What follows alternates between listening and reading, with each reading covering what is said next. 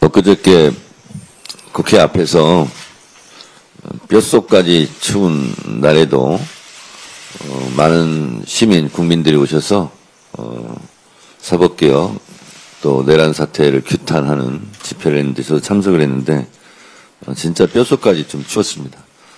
그래서 목소리가 살짝 지금 잠겼습니다. 양해해 주시기 바랍니다. 이재명 정부의 첫 예산안이 5년 만에 법정 시한을 지켜 통과됐습니다. 여야가 대화와 협의를 통해 예산안에 합의했다는 점이 참 뜻깊습니다.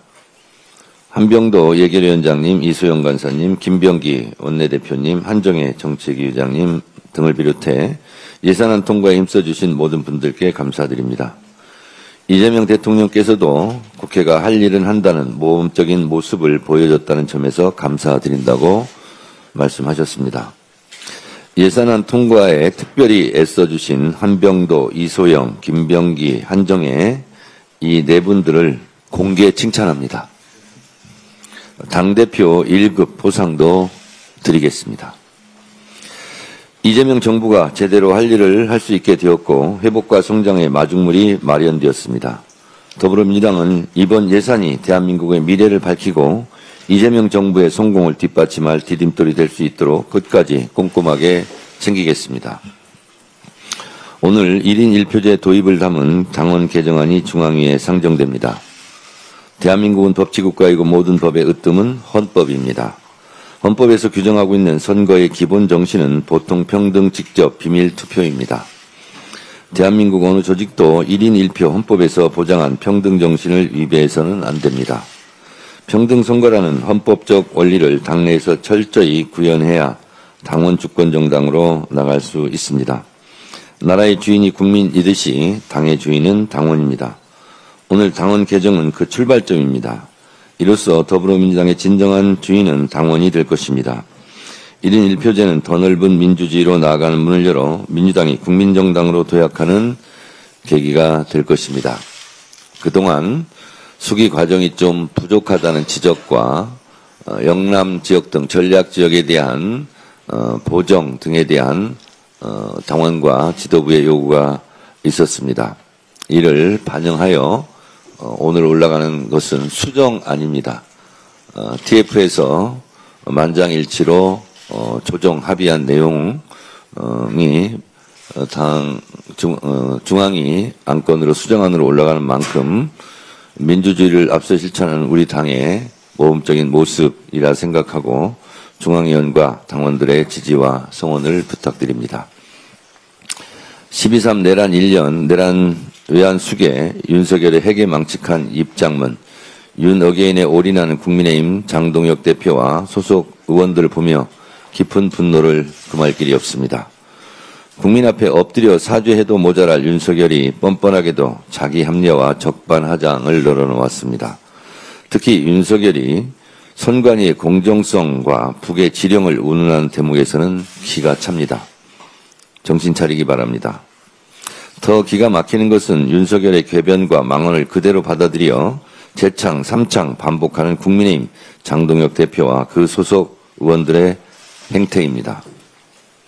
MBC 뉴스 하이킥 보도에 따르면 국회 계엄해제 표결에 불참했던 국민의힘 의원 90명에게 그때로 다시 돌아간다면 표결에 참여할 것이냐고 물었더니 단 7명만 표결에 참여하겠다는 의사표명을 했다고 합니다. 내란 1년에 대한 사과문에 이름을 올린 국민의힘 의원 숫자도 고작 25명에 불과합니다. 12.3 내란 당시만 해도 내란 외환 수계 피의자 윤석열과 일부 부역자들이 대한민국 민주주의를 갉아먹는 암덩어리인 줄 알았는데 1년이 지난 지금 국민의힘 전체에 암덩어리들이 전이되어 곳곳에 퍼져 있다는 것이 명확하다고 생각합니다. 이재명 대통령의 말씀처럼 치명적인 암 치료를 하는 것은 그렇게 쉽게 끝나지 않습니다. 조금 길고 지치더라도 치료는 깨끗하게 해야 됩니다. 내란 외환 수계의 피의자들, 윤석열과 부역자들, 그리고 내란 정당 국민의힘까지 대한민국 민주주의와 헌정 질서를 위협하는 암덩어리는 전부 다 긁어내서 다시는 외환 내란위원회죄를 획책할 수 없도록 확실하게 처단해야 합니다. 고름은 피가 되지 않습니다. 고름은 살이 되지 않습니다. 짜내야 합니다. 반성과 사죄가 없는 자들에게 남은 것은 법적 책임과 처벌뿐입니다. 내란 비호 정당에게 남은 것은 정당 해산뿐입니다. 더불어민주당은 내란 잔재를 확실하게 정산하고 대한민국의 민주주의와 헌정질서를 바로 세우는 그날까지 흔들림 없이 한 길로 매진하겠습니다.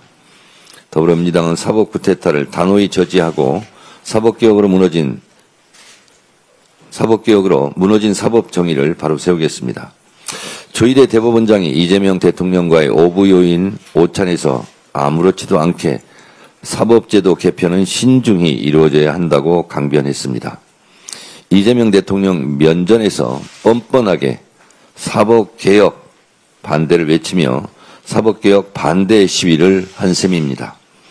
사법개혁에 대한 요구가 누구 때문인지 알고도 모르는 척하는 것인지 참으로 뻔뻔합니다. 조희대 대법원장의 태도는 스스로를 합리화하는 정신승리 같은 모습입니다. 삼권 분립을 짓밟은 비상계엄 때는 침묵하더니 이제 와서 사법 독립을 지켜달라는 이중적 태도 역시 기가 찹니다. 결국 조희대 대법원장의 선택적 반발은 사법개혁에 대한 의지가 없음을 보여줄 뿐입니다.